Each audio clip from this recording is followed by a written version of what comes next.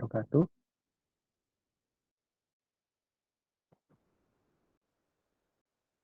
Apakah suara saya kedengaran?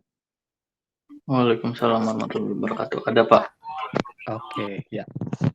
Uh, Hari Jumat ya, kuliah MRA kelas A, pertemuan ke-5 kalau nggak salah. Udah 17 yang hadir, ya kita mulai aja. Melanjutkan materi minggu kemarin yang sudah sampai ke reaksi organologam. Jadi, saya mulai pesan aja.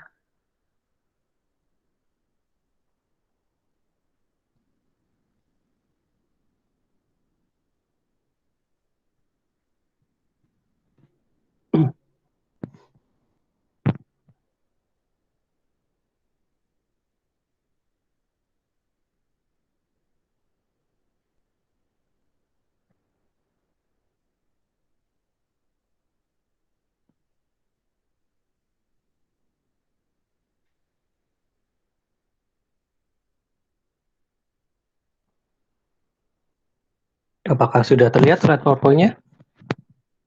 Terlihat, Pak. Oke. Baik, kita mulai untuk kuliahnya, melanjutkan minggu kemarin. Minggu kemarin kita sudah sampai di reaksi ligan organologam. Ya, sedikit tentang PR-nya ya. PR-nya kayaknya semuanya bisa mengerjakan. Jadi saya lihat sekilas sih ya benar semua. Walaupun kayaknya satu sumber. Eh, karena apa namanya yang jawabannya tuh sama persis, terus apa, ada yang misalnya nomor yang ini bener lah ya. Yang nomor ini slide 3 nomor 1 itu mungkin 90% itu nggak dikerjakan di electron countingnya. Jadi digambar doang tapi nggak dihitung gitu. Yaitu karena apa, masterannya, sumber utamanya yang dikepekin, yang dicontekin itu nggak ngerjain yang situ gitu. Mungkin karena terburu-buru pengen cepet terus ngumpulin, terus akhirnya yang apa namanya, yang anda-anda yang sekedar ngelihat ya ujung-ujungnya nggak dikerjain juga gitu. Walaupun ada satu yang ngerjain, jadi mungkin taktiknya bagus ya. Jadi ngumpulin belakangan, lihat sumbernya, terus diperbaiki. Nah itu ya lumayan keren lah. Terus yang ya tapi bisa sih rata-rata ya, kalau walaupun pakai sumber apa satu apa gitu ya, apakah saya marah ya santai aja, nggak masalah ya. Yang penting kan resiko Anda gitu. Di ini ya rata-rata sih udah bener ya dari sumbernya maksudnya, siapapun itu. Jadi nanti kalau misalnya mau nanya, ini tetap ada yang salah ya, yang ini belum banyak yang dihitung. Terus yang slide 24 itu ada dua jawaban yang salah.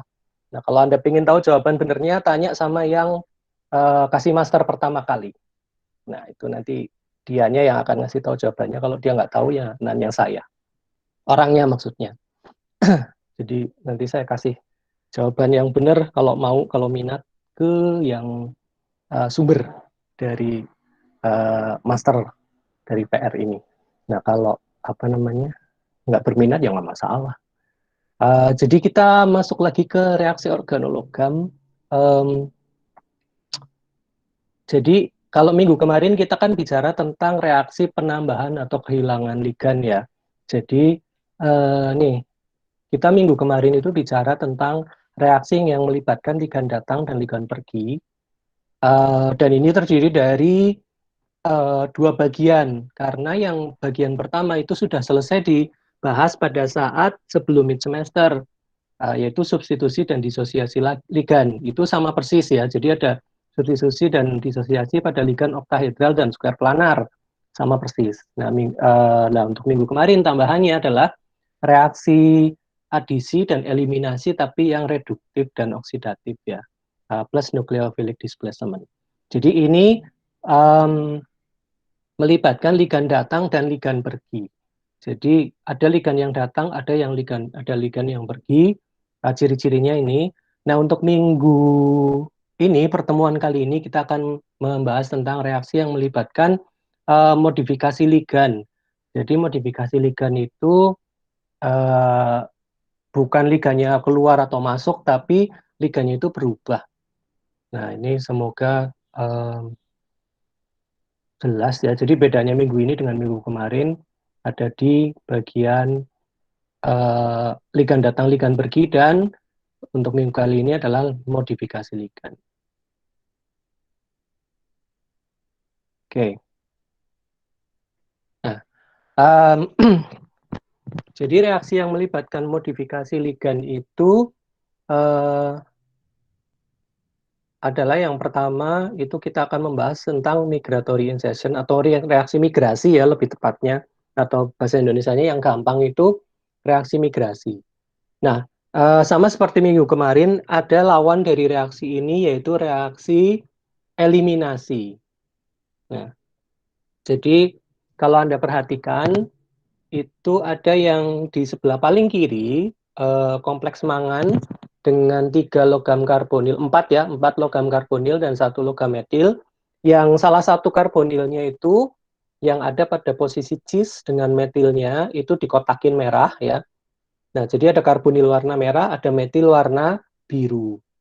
Nah, eh, yang terjadi untuk migratory insertion itu bukannya CO-nya pergi atau CH3-nya pergi, tapi di sini kelihatan seperti ada yang pindah. Jadi CO-nya masuk ke ujungnya, maaf ya. Jadi CH3-nya masuk ke ujungnya CO, atau bisa dibilang juga CO-nya menyisip di antara mangan dan CH3. Jadi dari situ makanya ada dua penamaan ya, ada migrasi, ada insersi. Migrasi kan perpindahan ya, transmigrasi itu perpindahan. Insersi itu penyisipan. Jadi eh, dinamakan migrasi karena CH3-nya itu pindah ya, gugus metilnya pindah ke ujung dari CO. Ada juga yang menyebutnya insersi karena terlihat CO-nya itu menyisip, menginsersi di antara mangan dan CH3. Nah, jadi untuk definisi yang paling benar sebenarnya migrasi gitu. Nanti kan kita buktikan sebenarnya yang terjadi migrasi apa insersi. Yang terjadi itu migrasi. Nah, kalau di buku-buku di buku bahasa Inggris ya, buku teks itu sering juga disebutnya migratory insertion. Itu karena untuk ya biar biar ini aja, biar tidak ada pertentangan ya, dibilang migrasi ya benar, dibilang insersi ya benar. Nah, tapi kalau ya kita mungkin lebih enaknya menyebutnya migrasi aja cukup gitu. Nah, lawannya migrasi adalah eliminasi.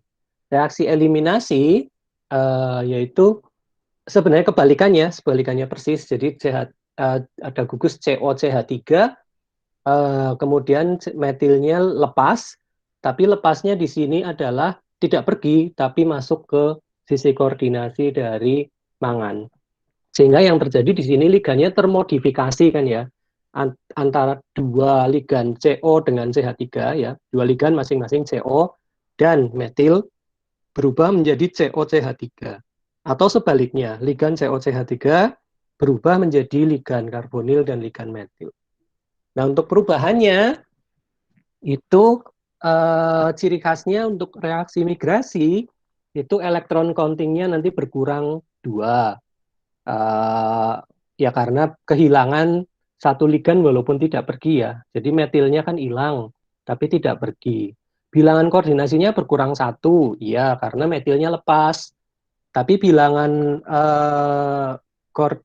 bilangan oksidasi dari logamnya itu tetap tidak berubah. Nah, kemudian kenapa kok bisa tetap ya? Karena CH3 itu kan bermuatan. Nah, CO itu netral. Nah, tapi ketika CH3-nya lepas, nah kan kehilangan satu ligan yang bermuatan, kok bilangan koordinasinya bisa tetap. Karena CO-nya jadi bermuatan. Jadi COCH3 itu kan bermuatan. Jadi yang tadinya netral jadi bermuatan. Jadi uh, bilangan bilangan oksidasi logamnya, kedudukan oksidasi logamnya itu jadinya tetap karena ligan yang bermuatannya itu nanti mengganti ligan netral yang ada menjadi bermuatan. Nah, sebaliknya untuk reaksi eliminasi dari kanan ke kiri ya, yang panah merah ke kiri elimination itu uh, elektron countingnya tambah 2 karena ligannya nambah 2, maaf ligannya nambah 1. tapi tambah dua ya. Jadi metil kan menyumbang dua elektron. Kemudian bilangan koordinasinya itu ditambah satu karena metilnya menambah di sisi koordinasi. Pasti bilangan koordinasinya nambah. Nah, kemudian kedudukan oksidasinya tetap ya sama alasannya karena OCH3 itu tadinya ligan bermuatan eh, kemudian masuk sebagai CH3 yang bermuatan tapi CO-nya netral. Jadi netral. Jadi bilangan oksidasi mangannya itu tidak berubah gitu. Jadi ciri khasnya seperti itu untuk modifikasi ligan. Nah, kok bisa ada modifikasi ligan kayak gini? Ini melalui pendekatan yang namanya pendekatan agnostik ya, yang nanti akan saya jelaskan di slide-slide berikutnya. Kalau sampai di sini ada pertanyaan, monggo silahkan langsung langsung aja ya, atau di belakang nanti juga boleh. Eh, terus saya lanjutkan lagi. Jadi untuk reaksi migrasi itu syaratnya adalah ada gugus dengan sistem Pi dan ada gugus yang mengandung sistem sigma ya. Jadi gugus sigma sistem. Jadi ada dua ligan yang terlibat kan ya. Ada dua ligan yang terlibat. Yang satu itu harus sigma, yang satu harus punya pi. Nah, kenapa kayak gitu? Nantinya ligan yang mengandung ikatan sigma dapat bermigrasi ke sistem pi. Kalau Anda masih ingat gugus yang mengandung sistem pi itu ya CO, alkena ya, alkena itu olefin ya, ya apa namanya? eh alkana alkena maaf ya alkena alkuna karbonil untuk pi ya yang paling umum itu ya. Nah, jadi ikatan pi ini nantinya sebagai tempat pindah untuk ikatan sigmanya. Nah, jadi kalau Anda lihat di gambar yang sebelah bawah itu yang CO itu mirip dengan slide sebelumnya ya contohnya. Kalau ada alkena nanti pindahnya gugus alkilnya itu mempunyai setiap gugus alkil mau metil, mau etil, propil dan sebagainya kan punya ikatan sigma ya, R-nya, alkil R. Nah, alkil R ini nanti akan pindah menuju ke ikatan pi, alkena. Nah, pindahnya itu membuat alkenanya menjadi alkana gitu. Jadi um, makanya disebut migrasi. Nah, kalau dibalik alkananya pindah, itu nanti alkana yang mengandung R itu tereliminasi, maka hasilnya adalah alkena. Makanya disebut reaksi eliminasi kan. Eliminasi kan penambahan ikatan rangkap juga kalau di kimia organik ya. Nah, kira-kira seperti itu.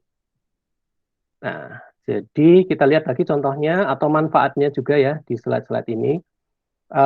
Karakteristik ya, sama yang sudah ada di slide sebelumnya, ikatan sigma termigrasi ke sistem pi. Nah, syaratnya untuk reaksi migrasi itu posisinya keduanya harus berada pada posisi cis. Jadi trans nggak bisa. Harus jadi jaraknya harus dekat ya. Posisinya harus cis. Kemudian setelah migrasi terjadi ada ruang kosong ya, ada sisi koordinasi yang tidak terisi. Nah, kita tahu kan sisi koordinasi yang tak terisi itu kan sangat penting ya kalau di kimia organologam. Dari situlah katalisis itu dilakukan gitu. Jadi kenapa kok kita belajar reaksi migrasi sih buat apa gitu? Kenapa ini kuliahnya nggak di kimia organik apa-apa? Ya karena ini lebih dari itu ya karena ini pertama melibatkan logam dan yang kedua kenapa kita belajar koordinasi tak terisi karena koordinasi tak terisi itu bisa dimanfaatkan sebagai reaksi katalisis gitu. Um, Kebalikan dari migrasi disebut eliminasi, penambahan ikatan rangkap ya, untuk alkena misalnya. Kemudian untuk melakukan eliminasi berarti diperlukan sisi koordinasi yang tak terisi. Jadi bilangan koordinasinya nggak boleh penuh dulu gitu. Kemudian migrasi lebih disukai pada logam pusat yang kekurangan elektron. Ya ini wajar ya. Jadi kalau logam pusatnya kekurangan elektron jelas makin banyak disukai terjadi perpindahan ya. Nah, kemudian yang bawah ini sama sama yang sebelumnya. Nah, ini yang saya bilang di slide-slide awal tadi, kalau dilihat hasilnya itu terlihat seperti eh, P-system yang tereliminasi ke ikatan MX ya. Jadi ada yang menyisip. Jadi sepertinya malah CO-nya yang menyisip atau alkenanya yang menyisip gitu di tengah-tengah antara logam dengan ligan satunya. Maka ada yang menyebutnya insersi. Tapi secara definisi reaksi ini adalah reaksi perpindahan dari yang mempunyai ikatan sigma ke yang mempunyai ikatan pi. Sehingga untuk lebih menekankan bahwa yang sebenarnya yang bergerak adalah gugus yang mempunyai ikatan sigma, maka digunakan istilah migrasi atau migratory insertion gitu. Jadi intinya Anda bilang migrasi itu oke, bilang migratory insertion benar. Kalau Anda bilang insersi, itu setengah benar gitu. Jadi boleh pakai migrasi, boleh pakai migratory insertion, boleh. Kalau insersi itu masih menimbulkan tanda tanya. Emang insersi beneran? Gitu. Nah, jadi ini penjelasan detailnya ya. Ya saya nggak akan sedalam itulah jelasinnya.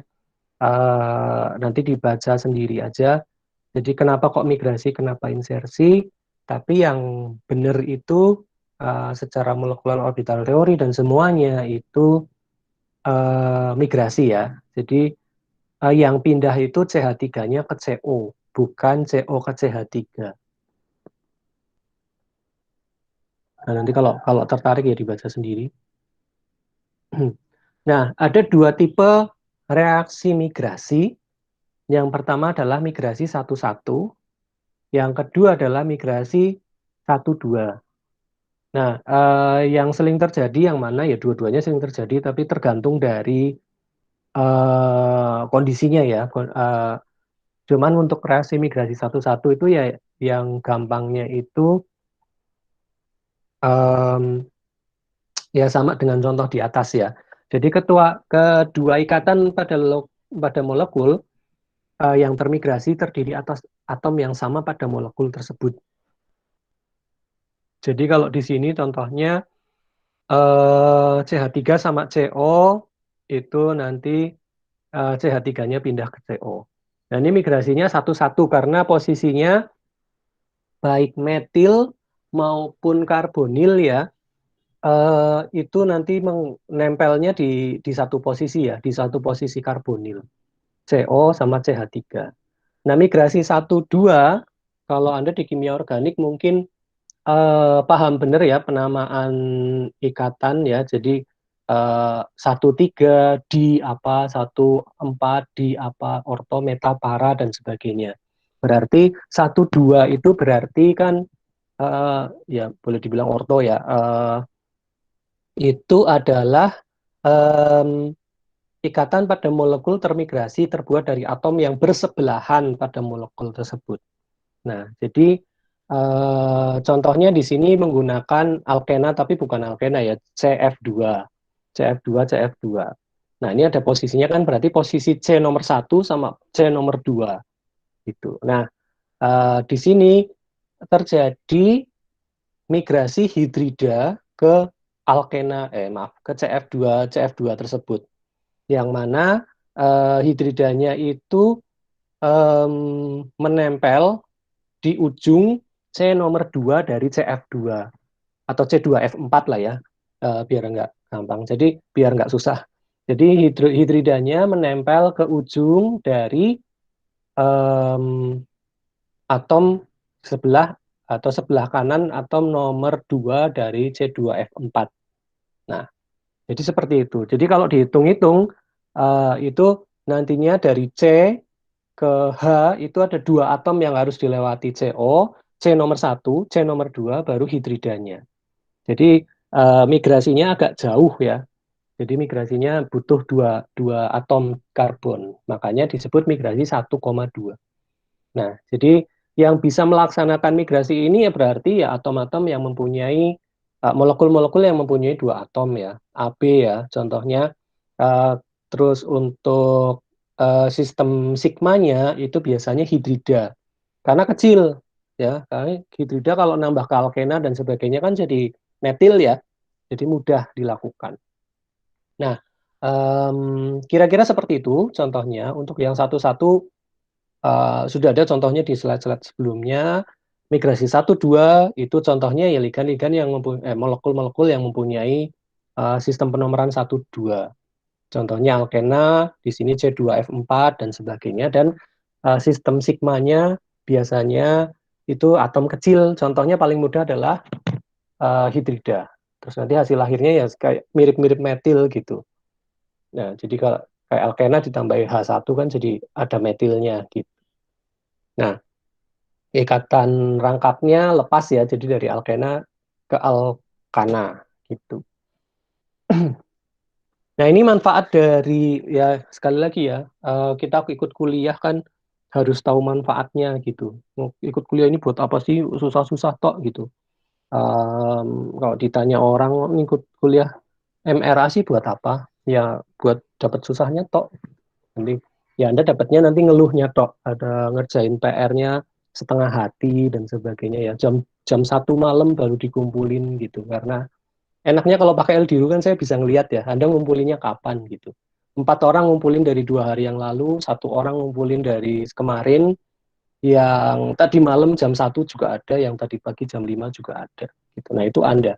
Jadi kelihatan banget, oh jawabannya yang jam 1 malam masih sama yang kemarin, yang 2 hari itu. Sama persis sampai ke soal yang tidak dikerjakan. Gitu. Jadi ya saya nggak tahu Anda mungkin sibuk ya, saya tidak menyalahkan. Anda mungkin sibuk, Anda mungkin depresi, stres karena apa namanya kuliahnya online terus, pengennya masuk, tapi belum tentu Anda masuk terus jadi semangat juga kan sebenarnya ya. Ya intinya ya ya gitulah pokoknya. Jadi independensi ya. Jadi saya tidak bisa menyalahkan Anda, tapi saya juga tidak bisa marah-marah atau me, apa ya menindak Anda tuh nggak, udah nggak, bukan saatnya lagi lah. Kalau semester 6 kan udah ya kono jadi opo ya terserah awakmu gitu. Kowe yang ngatur dewe. Nah, kalau jadi saya cuma bisa bilang kuliah ini ada manfaatnya kok. Manfaatnya apa? Manfaatnya ya ini ya contohnya kalau Anda lihat di sini dari metil ke alkena, em, kemudian terjadi migrasi, metilnya pindah ke alkena, nah kan jadi alkana nih. Nah, kemudian sisi metilnya yang kosong diisi alkena yang baru, ya kan? Itu gambar yang kedua. Panah yang tanda panah pertama itu metil yang pindah ke alkena menghasilkan alkana, sekarang ditambahi lagi alkena baru. Nah, sekarang yang di bawah, alkana yang ada di bawah pindah ke atas. Nah, jadi yang di atas jadi alkana lagi lebih panjang. Nah, yang di bawah kosong diisi lagi dengan alkena baru. Terus saja. Nah, ini kan yang namanya polimerisasi ya. Pembentukan polimer alkana kan semacam ini. Anda mungkin belajarnya dari sisi inisiasi, terminasi, propagasi, dan sebagainya. Sama sebenarnya. Cuman di sini kalau reaksinya terkatalisis logam, itu caranya kayak gini. Gitu. Jadi Anda sekarang punya dua sisi cara pembentukan polimer. Jadi polimer terkatalisis organologam, polimer terkatalisis asam atau basa pada kimia organik, itu Anda bisa. Jadi nantinya Anda kerja di perusahaan polimer, perusahaannya pakai apa, Anda ngerti gitu. Nah, jadi um, reaksi yang terbentuk itu menjadikan oligomer atau polimer dari olefin ya, olefin alkena dan sebagainya. Contohnya polietena, polipropilena, dan sebagainya. Ini apa ya? Reaksi ini kan kita butuh terus ya. Polietena, polipropilen ya. Itu kan ya plastik polimer yang kita pakai sehari-hari ya. Kamar Anda itu penuh dengan barang-barang plastik semacam ini kan. Jadi bisa dibayangkan ya kalau kita bisa bikin plastik sendiri, eh, apa namanya ya, ya lumayan gitu. Untungnya itu lumayan gitu. Walaupun ini harus perusahaannya perusahaan gede banget kan, nggak mungkin rumahan gitu. Nah, yang berikutnya ini slide mungkin penting ya. Kalau Anda ngantuk ya, ini hari Jumat kan Anda nggak puasa, mungkin bisa di apa kopinya diseruput dulu. Nah, ini kenapa sih? Pertanyaannya kan, Pak itu kan apa? Kenapa alkena ngikatnya di tengah kayak gitu? Terus kenapa bisa pindah-pindah kayak gitu? Nah, ini melalui beberapa tahapan yang disebut dengan interasi agostik ya. Agnostik beda sama agnostik ya. Agnostik itu contohnya Coki Pardede. Kok saya jadi ngomong kayak gini. Intinya jangan keliru nyebutnya eh, agnostik bukan agnostik itu beda. Agnostik itu masalah agama, kalau agnostik itu kimia organologam itu. Jadi beda. Nanti di kuliah pendidikan agama Islam mungkin Anda nanti mengenal interaksi agnostik. Kalau di sini agnostik. Jadi yang terjadi itu adalah hidrida dengan alkena itu nanti membentuk em, kayak senyawa antara persegi empat ya. Jadi kalau Anda lihat eh, hidrogen itu termigrasi ke alkana itu sebenarnya maunya ya sama kayak reaksi di kimia organik, maunya mungkin ke ujung sebelah kanan dari alkena, maksudnya ke ujung yang paling jauh ya. Nah, pada saat itu akan terjadi itu membentuk senyawa antara empat langkah yang disebut dengan eh, interaksi agnostik ya, yang mana ternyata kemudian ikatan dari hidrogennya itu lepas dari logamnya, kemudian alkenanya membentuk hilang ikatan tangkapnya ya karena ketambahan hidrogen ya. Jadi eh, kemudian membentuk alkana. Nah, jadi interaksinya sebenarnya semacam itu. Jadi ada senyawa antara berbentuk persegi empat ya. Jadi persegi empat, tapi bukan ikatan karena ini cuma semu aja gitu. Nah, tapi kira-kira kejadiannya kayak gitu. Jadi yang satu mau berikatan ke ujung, yang satunya belum benar-benar lepas, kemudian ikatan hidrogennya lepas, nantinya membentuk alkana. Nah, posisi yang kosong itu nanti ditempati oleh ligan baru lagi. Nah, itu yang kunci dari reaksi migrasi dan sebagainya itu adalah interaksi agnostik. Nah, kemudian em, kalau dicontoh dari reaksi polimerisasi, contohnya kalau Anda mungkin nanti boleh Google ya polimerisasi Ziegler-Natta itu menggunakan zirkonia sebagai logam katalisnya. Terus, nah ini pertanyaan lagi biasanya kan kayak kalau Anda nyadar kayak kenapa sih kita bahasnya ligannya kok CP, pH, ligan yang aneh-aneh gitu. Kenapa bukan ligan aqua atau amonia seperti pada kimia organologam yang gampang gitu. Ini gambarnya aja susah gitu. Gambarnya segi lima, terus nempelnya di tengah gitu, nggak di pinggir. Jadi udah ditempel di pinggir, dihapus lagi di tip X, terus di di tengah gitu ya. Di tugas banyak yang kayak gitu ya. Aduh di pinggir salah, terus ditambahi garis lagi ke tengah. Saya juga suka gambarnya kayak gitu, suka salah kok. Jadi kenapa pakainya CP? Itu karena CP-nya nantinya bisa memberikan efek untuk hubungannya dengan kiralitas dan sebagainya ya. Itu penting, selektivitas. Jadi nantinya kan apa namanya yang terbentuk itu nanti bisa D semua atau L semua, R semua, S semua gitu. Itu kan bisa kayak gitu atau bisa campuran. Nah, penambahan CP itu mempengaruhi pembentukan dari polimernya. Jadi biasanya yang dimau itu ya selektif yang murni ya. Jadi kalau polimernya kiri ya kiri semua, kanan ya kanan semua gitu. Jadi nggak campuran karena kalau campuran kan dipisahkannya lagi susah. Nah, itu uh, ligan-ligan semacam CP, kemudian fosfin dan sebagainya itu juga bisa bermanfaat di kayak gitunya. Walaupun kalau saya suruh jelasin, wah itu panjang penjelasannya. Tapi intinya seperti itu. Jadi bisa mempengaruhi keselektivitasnya. Nah, jadi ini ya manfaatnya untuk polimerisasi ya. Jadi contohnya et, apa etilen ya, etena ya, etena dimasukkan em, kemudian dengan reaksi dengan hidrida dan sebagainya nanti jatuhnya adalah em, reaksi migrasi berulang yang hasilnya adalah kalau Anda lihat yang paling bawah itu kan alkena rantai panjang gitu. Jadi hasilnya adalah polimer. Nah, contoh dari yang semacam ini yang paling bisa Anda Google manfaatnya atau apa beneran ada di dunia ini ya polimerisasi Ziegler-Natta. Jadi intinya ya ini ya um, apa namanya high added value polymers, plastic construction material, foil and film, very large market, bulk products atau dengan satu kata cuan. Nah, kan kayak gitu. Cuman syaratnya adalah yaitu kita harus terlibat benar dengan crude oil crackers ya. Jadi primary petrochemical product, basic chemical feedstocknya kita harus pegang gitu. Jadi kalau Indonesia itu nggak ngimpor, maksud saya nggak ngekspor minyak mentah, tapi benar-benar memperhatikan petrochemicalnya, industrinya, kita bisa bikin plastik sendiri dan sebagainya. Itu kita nggak tergantung sama negara lain, contohnya Cina dan sebagainya. Ya mungkin sih kemarin-kemarin saya sempat nonton, mungkin Anda juga ya suka nonton Deddy Kobuser gitu kan, di kemarin kayaknya sama Erick Thohir itu ngomong, Erick Thohir lagi apa bicarain tentang Indonesia tuh mulai bersiap bikin reaksi, maaf, industri petrokimikal sendiri, jadi mau bikin plastik dalam skala besar sendiri gitu.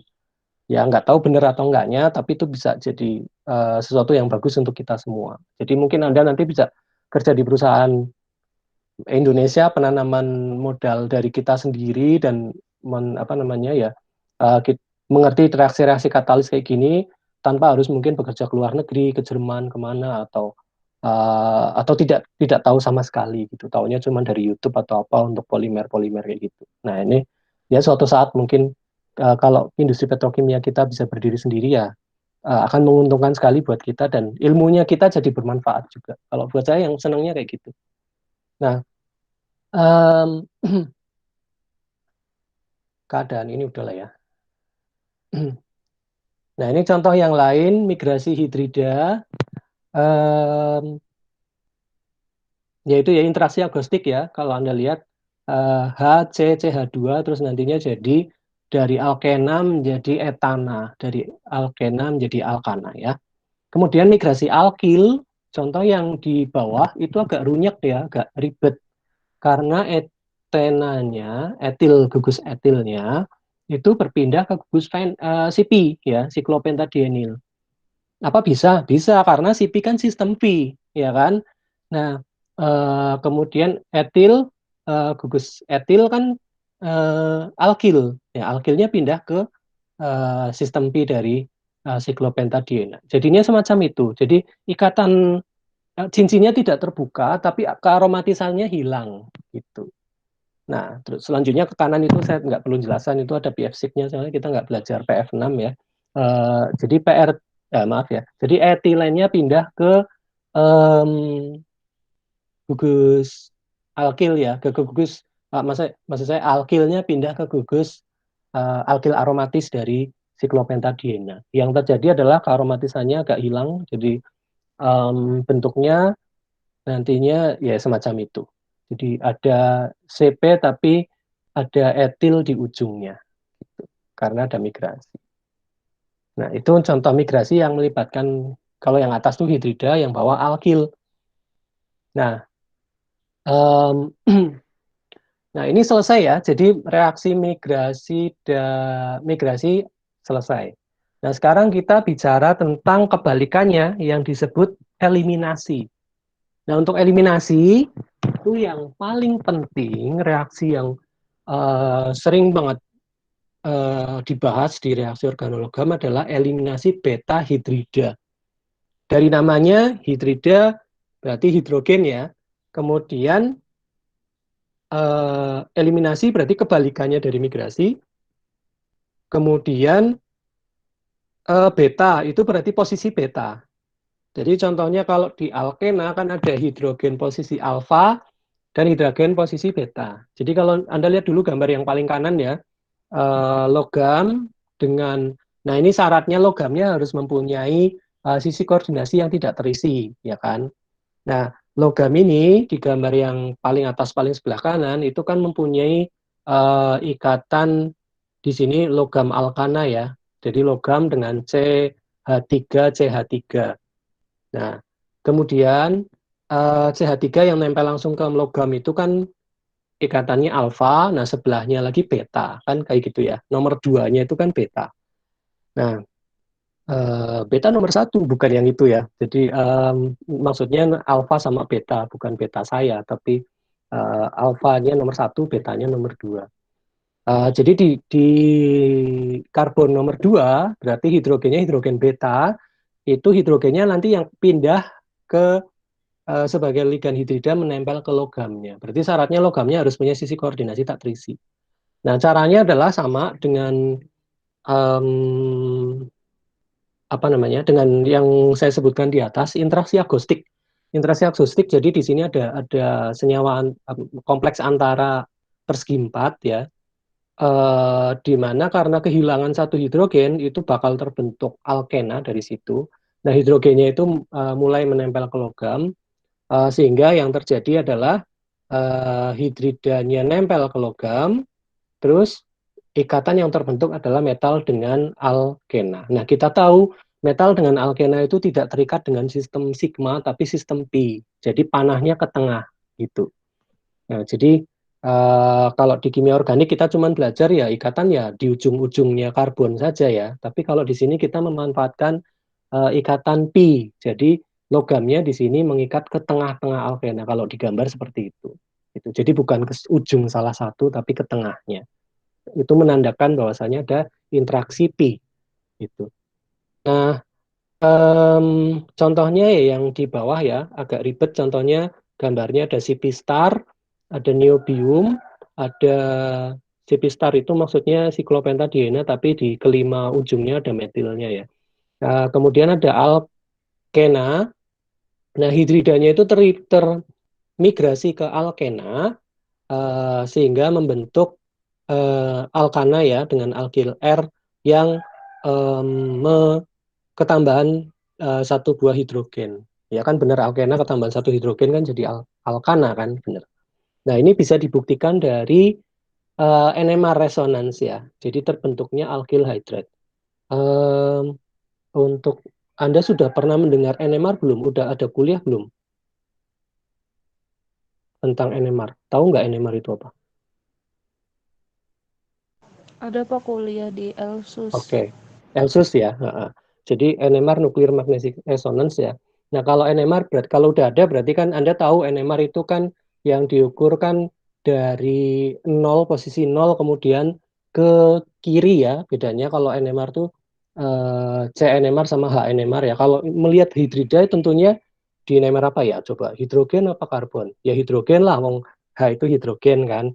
Nah jadi posisi nol tetrametilsilan. Nah, itu kalau hidrida itu dia sangat terlindungi dan sangat kecil sehingga bentuknya apa namanya? Anda melihatnya tidak ke 1 ppm ke sana, tapi ke kanan. Jadi -1, -2, minus sekian gitu. Hidrida itu biasanya negatif ya. Jadi -5 sampai -10. Jadi kalau Anda mencari hidrida pakai NMR itu nggak bisa dengan cara apa namanya? Dengan lihat grafik atau tabel NMR biasa. Jadi kayak metil, alkohol dan sebagainya kan ya kalau etanol puncaknya yang 1,3, yang 1,2 gitu.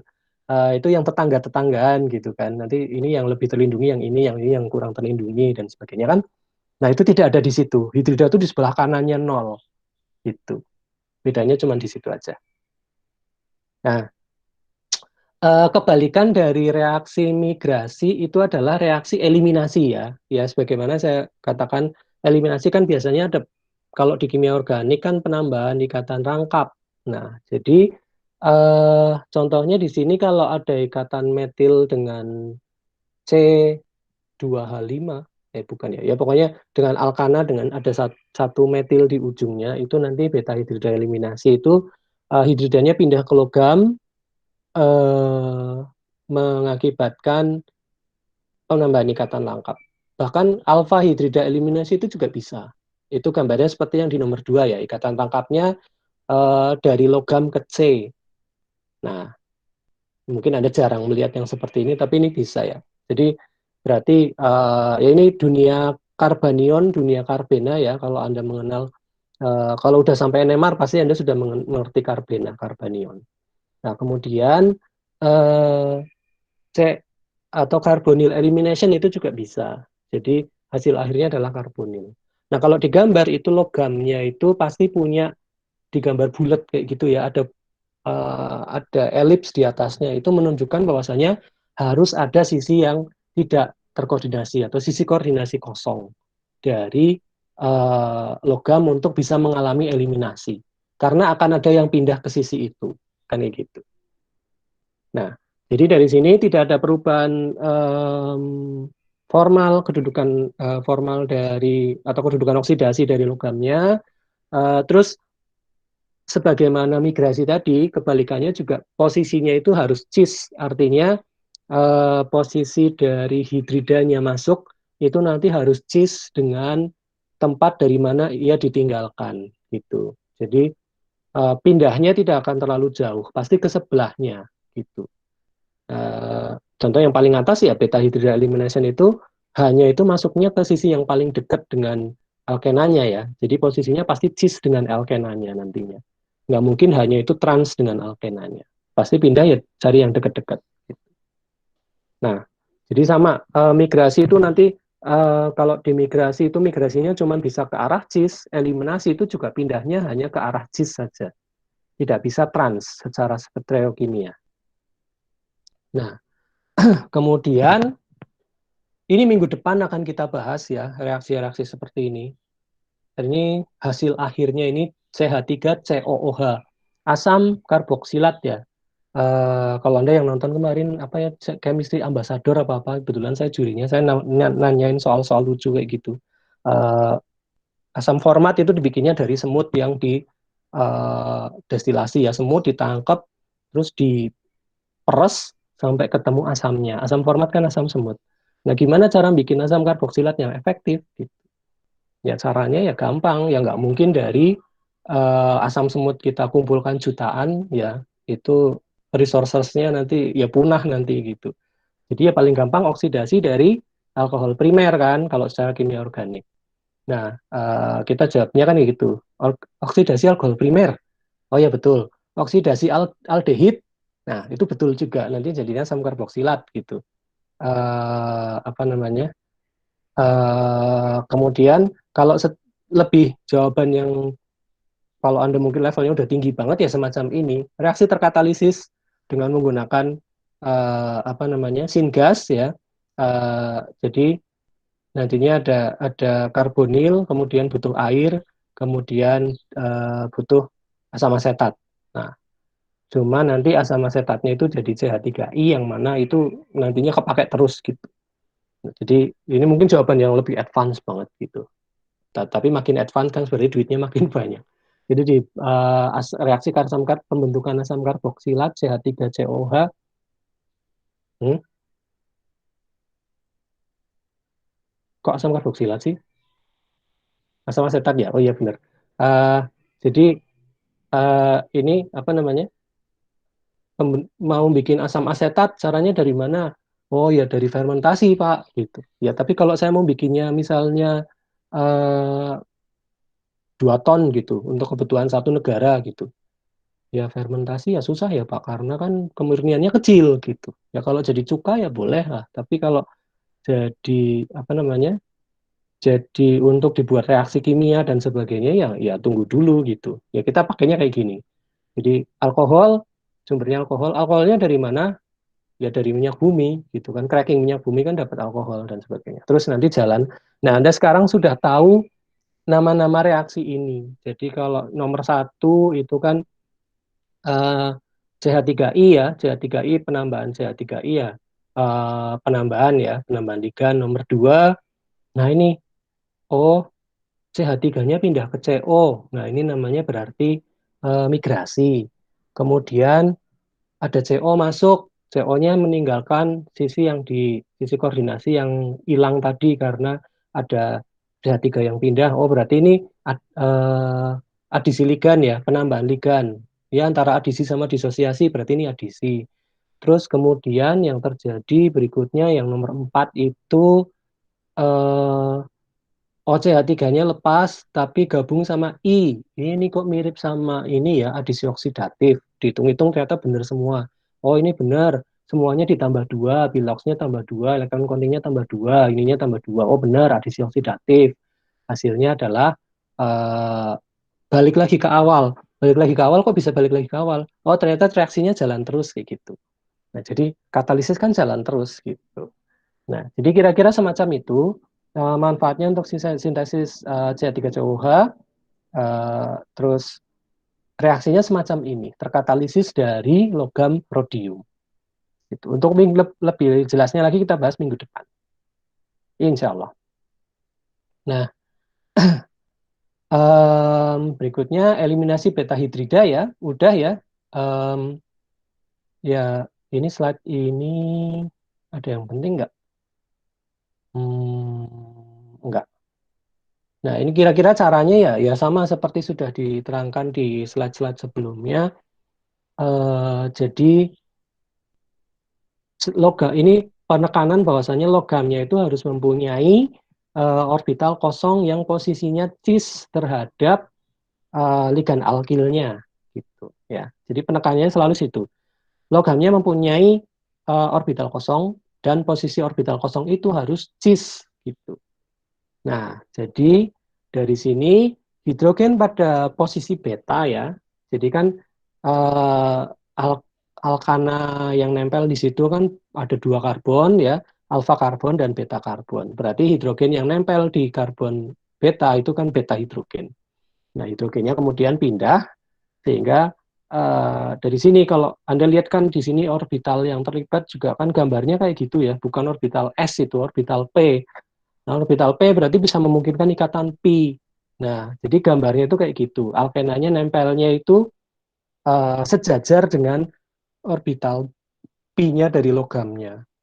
Jadi itu jelas bukan ikatan sigma. Jadi kenapa gambarnya kok di tengah kayak gitu? Jadi ngikatnya M ke alkena itu di tengah, bukan di salah satu karbonnya. Gitu. Nah, eliminasi beta hidrida itu penting dalam dekomposisi kompleks ligan logam alkil. Ya, sekali lagi ini manfaatnya biasanya untuk polimerisasi dan sebagainya ya. Nah, jadi sampai di slide ini itu udah selesai pembahasan kita untuk migrasi dan eliminasi, terutama eliminasi beta hidrida. Plus lagi satu lagi interaksi agostik ya. Uh, Nah, selanjutnya reaksi yang berikutnya ini saya bahas tapi tidak terlalu panjang. Ini reaksi ini ya sering terjadi tapi biasanya tidak terlalu berpengaruh dalam katalisis. Namanya abstraksi. Abstraksi adalah reaksi eliminasi di mana bilangan koordinasi dari logam tidak berubah. Abstraksi melibatkan substitusi ligan biasanya karena pengaruh asam Lewis. Nah, jadi di sini bisa dibilang abstraksi itu sebenarnya kayak penarikan ligan aja gitu. Jadi di sini ada asam Lewis yang menarik, contoh yang atas itu alpha abstraction, itu eh, gugus metoksinya itu lepas gitu. Jadi itu kok bisa gugus metoksinya lepas? Metoksi gugus pergi yang baik apa enggak sih? Enggak terlalu sebenarnya. Bisa ya gugus pergi yang lumayan baik ya bisa. Cuman tidak sebaik, tidak selektronegatif dari misalnya F atau Cl kayak gitu. Nah, um, terus yang memancing metoksinya itu pergi itu apa? Ya karena adanya asam Lewis ya. Di sini ada Me3SiOSO2CF3 itu ya. Nah, contoh yang bawah beta abstraksi. Beta abstraksi itu contohnya ya yang pergi itu dalam posisi karbon beta. Nah, kok bisa karbon beta? Itu kan dari ujung ada D, ada C. Ya. Nah, kok pakainya D? Ya karena deuterium ya. Deuterium itu kan apa namanya? Biasa dipakai untuk menandai yang pindah yang mana. Gitu. Jadi tahunya yang pindah yang alfa atau sigma ya kita tandain aja nanti kelihatan yang pindahnya yang mana. Nah, jadi C-nya di sini CH3-nya itu di posisi beta sebenarnya. Nah, ini metil pergi dengan pancingan dari asam Lewis ya, pH3C ya, kation karbon fenil ya dengan trifenyl karben, trifenyl karben karbon atau karben ya dengan ya ini biasanya dipakai untuk weak anion tidak terkoordinasi itu BF4 ya. Um, BF4, TF6 dan sebagainya. Ini biasanya asam Lewis lemah yang bermanfaat untuk mengabstraksi atau menarik. Dalam hal ini CH3-nya lepas sehingga terbentuk alkena. Nah, alkenanya D-nya pindah ke posisi ujung sana. Nah, kira-kira gitu. Di abstraksi itu penarikan ligan. Jadi ligannya pergi karena ketarik asam. Itu. Kemudian ada lagi tipikalnya, ya ini juga jadi selain migrasi dan insersi atau eliminasi beta hidrida, itu reaksi berikutnya abstraksi dan serangan nukleofilik pada ligan ini sering terjadi, tapi mungkin tidak di dunia katalisis ya. Jadi jarang terjadi. Di dunia katalisis juga terjadi, cuman tidak sebanyak misalnya adisi oksidatif atau migrasi dan sebagainya. Tidak tidak sering terbahas gitu. Nah, contohnya di sini adalah serangan nukleofilik itu ya serangan nukleofilik seperti pada umumnya di kimia organik ya.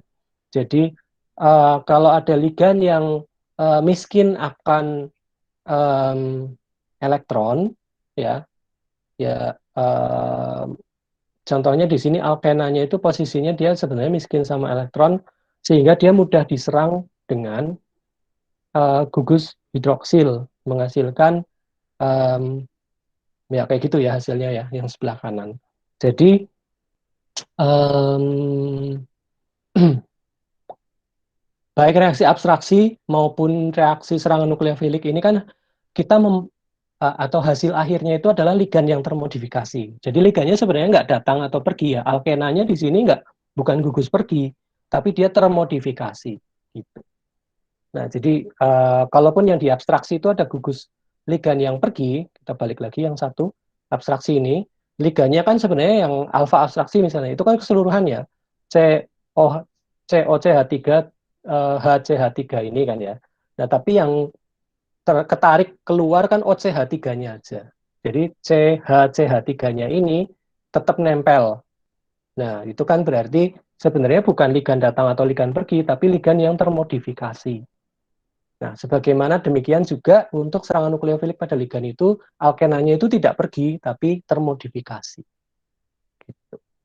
Nah, saya rasa untuk keseluruhan reaksi yang mengakibatkan modifikasi ligan ya, migrasi, insersi, migrasi, eliminasi, terutama eliminasi beta hidrida, dengan bumbunya itu adalah interaksi agostik ya.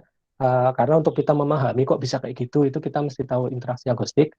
Kemudian tambahannya abstraksi dan serangan nukleofilik ya, itu sudah selesai kita bahas ya. Ini contoh-contoh lainnya serangan nukleofilik yang lainnya sama aja. Nah, ini interaksi agostik sama aja.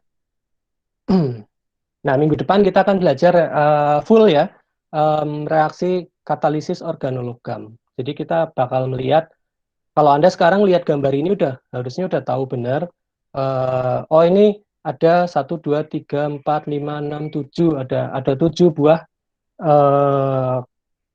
kompleks ya yang bentuk siklus katalitik. Kemudian langkah-langkahnya, oh yang pertama itu disosiasi ligan, yang kedua itu ketambahan alkena, berarti asosiasi ligan. Terus ada migrasi, kemudian ada penambahan CO, adisi ligan. Kemudian ada migrasi lagi, kemudian ada adisi oksidatif disertai dengan eliminasi reduktif. Itu semuanya sudah kita bahas. Jadi Anda tidak perlu bingung, sudah tidak bingung lagi ketika Anda melihat gambar semacam ini. Anda mau ngitung elektron countingnya juga udah bisa cepat ya. Dari, oh ini berarti 16 ke 18, 16 ke 18, 16 ke 18. Oh gitu terus ya. Sebenarnya cuman pindah-pindah dua aja. 16 ke 18 balik lagi dan seterusnya. Jadi siklus biasanya semacam itu. Habis 16 ya 18. Gitu. Ya tidak selalu seperti itu, tapi pada umumnya seperti itu. Gitu. Jadi kalau polimerisasi bisa aja pindahnya 14 ke 16 gitu. Kalau ini migrasi ya, berarti biasanya digunakan untuk sintesis asam asetat, aldehid, dan sebagainya.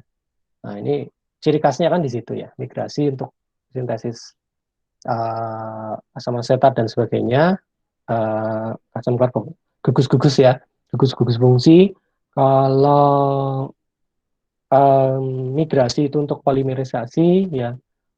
Adisi oksidatif dan eliminasi reduktif itu untuk yang semacam ini. Biasanya pasti ada uh, untuk sintesis alkil ya, gugus fungsi itu biasanya ada adisi oksidatif dan eliminasi reduktifnya. Nah, itu akan kita lanjut pelajari untuk minggu depan. Untuk pertemuan kali ini mungkin sudah cukup. Kalau ada pertanyaan dipersilakan.